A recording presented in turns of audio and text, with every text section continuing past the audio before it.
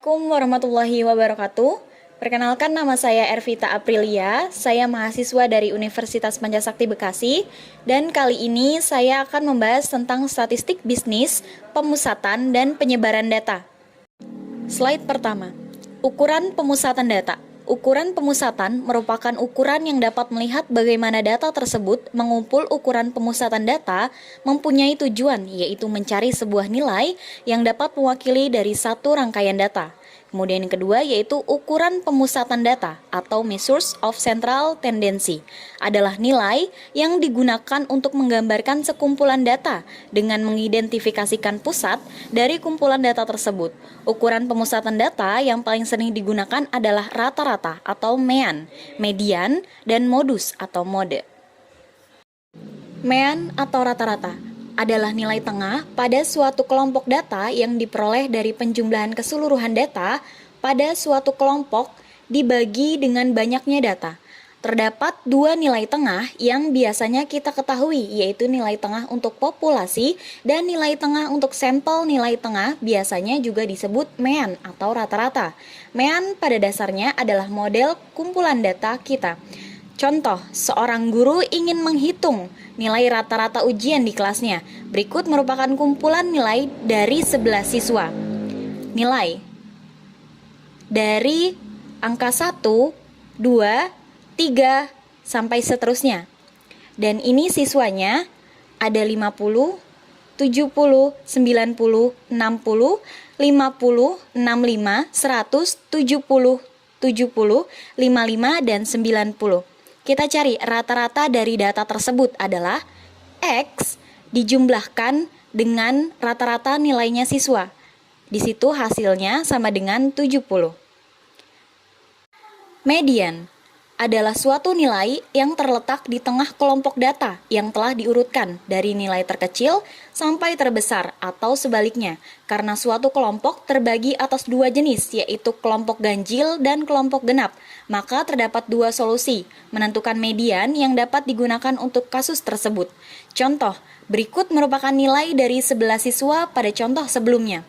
Nilainya tetap sama dari angka 1, 2, 3, dan seterusnya. Kemudian nilai siswanya masih sama seperti tadi, tinggal kita cari nilai tengahnya. Berapakah nilai median? Nah, caranya gampang banget. Sebelum kamu mencari nilai median, langkah pertama adalah dengan mengurutkan nilainya terlebih dahulu. Berikut adalah data yang sudah diurutkan. Berikut adalah data yang sudah diurutkan dari yang terkecil sampai yang terbesar.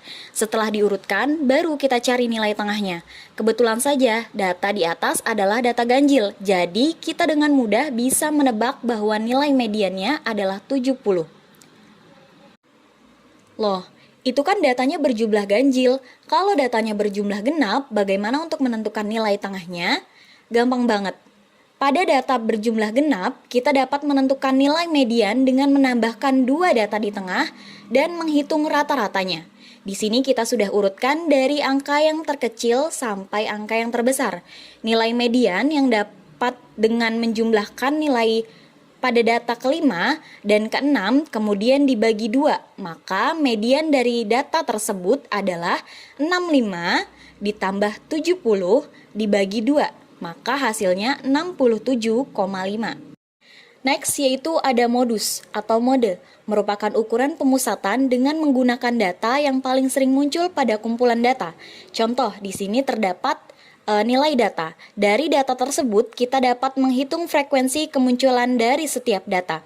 Di sini ada angka 10, 11, 12, 20, dan 25. Di sini kita lihat di angka 10-nya itu muncul 3 kali, kemudian angka 11 muncul 2 kali, angka 12-nya muncul 1 kali, angka 20 muncul 1 kali, dan 25 muncul 2 kali. Dari sini kita dapat mengetahui modus dari data di atas adalah 10, karena yang paling sering muncul dan yang paling banyak itu sebanyak 3 kali.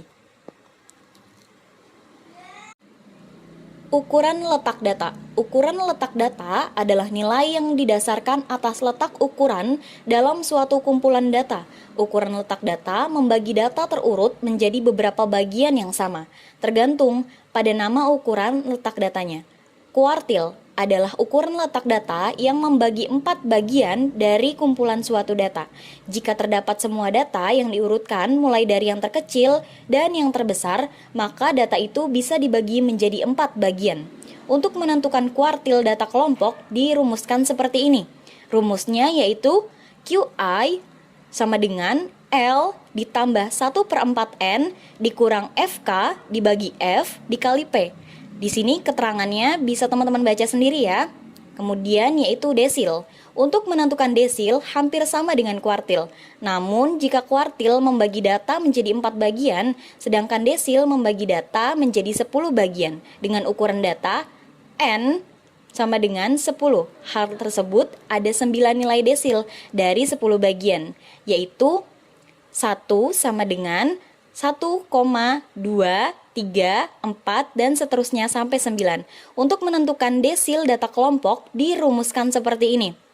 Desil sama dengan L ditambah I per 10N dikurang FK dibagi F dikali P.